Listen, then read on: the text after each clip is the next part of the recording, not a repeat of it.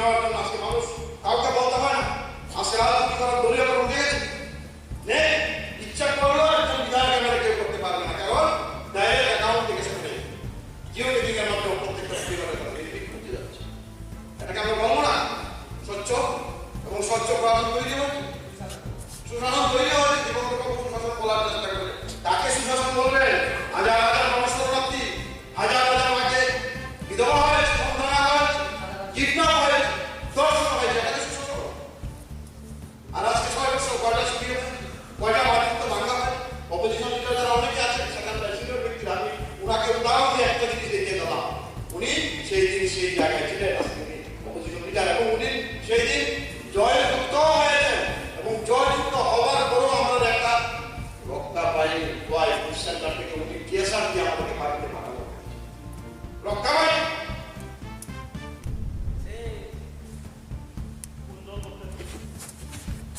অবশ্যই বিরোধী দল, অবশ্যই মানুষ ছিল আপনাদের বিরুদ্ধে ছিল। আপনি প্রশ্ন কথা জিজ্ঞাসা করবো, আপনি তো কলাপ করে বলেছিলেন সবাই এসে জবাব দেবে, জবাবটা দিয়ে দিয়েছে। তারপর চলে এসেছে খবর নিয়ে এগুলি ভাবো সিনিয়র লিডার, এগুলি পুজোর খালি পুজোর জন্য সেখানে দাঁড়িয়ে বলা যাবে না। আমি তো বললাম বিধায়ক কয়েক আছে, কয়েক অবস্থা সন্ত্রাস, মানুষ কয়েক যেত না, কয়েক জেলাতে যেত না, সবাই বলতো সন্ত্রাসের আদুর্ভাব। আর আজকের দিনে দাঁড়িয়ে একটা জাতি দাঙ্গা নেই, একটা মাতৃত্ব দাঙ্গা নেই। আজকে মানুষ সুন্দরভাবে চলছে, হতে পারে আলোচনা তর্ক বিতর্ক, কিন্তু বাস্তবটা স্বীকার করতে হবে। এই জায়গায় বলবো আজকে আমাদের মুখ্যমন্ত্রীর নেতৃত্বে প্রত্যেকটা জায়গায় প্রত্যেকটা সেক্টরে কাজ করছে। আমরা বলিনি সর্ব শেষ করতে পেরেছি। কাজে স্বাভাবিক মানুষের চাহিদা থাকে, মানুষের আশা আকাঙ্ক্ষা থাকে, সেখানটায় পরিষ্কার চিত্র আসলে যে কাজ হচ্ছে প্রত্যেকটা জায়গায়।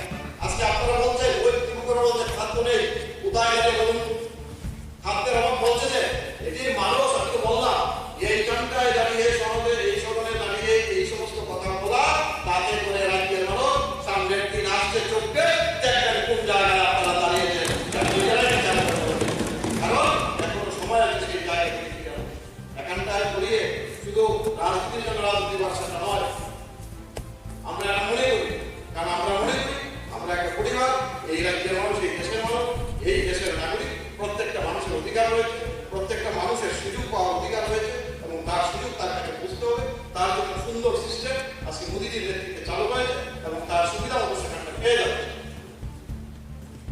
কৃষকদের ভাতা আজকে চালু হয়েছে বছরে 6000 টাকা কিষাণ নিধি, একবার তো বললেন না।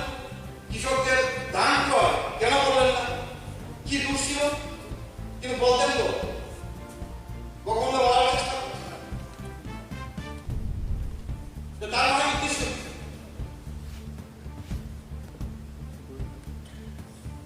আবার মাঝে মধ্যে জনজাতিদের নিয়ে কথা বল, তাহলে কেন বিরোধী যারা আজকে কেন এখন বিদ্যালয় আজকে 18টা তৈরি হচ্ছে, আজকে কেন মানুষের একটা লাভ হয় এইভাবে ভুলভাবে পরিচালিত করার জন্য এই রাজ্যটা আমি মনে করি ব্যক্তিগতভাবে অনেক বছর আমরা পিছিয়ে গেছি। সেখান থেকে বেরিয়ে আসছে রাজ্যের মানুষ শান্তিতে, কি জাতি কি জনজাতি, এক একটা বছর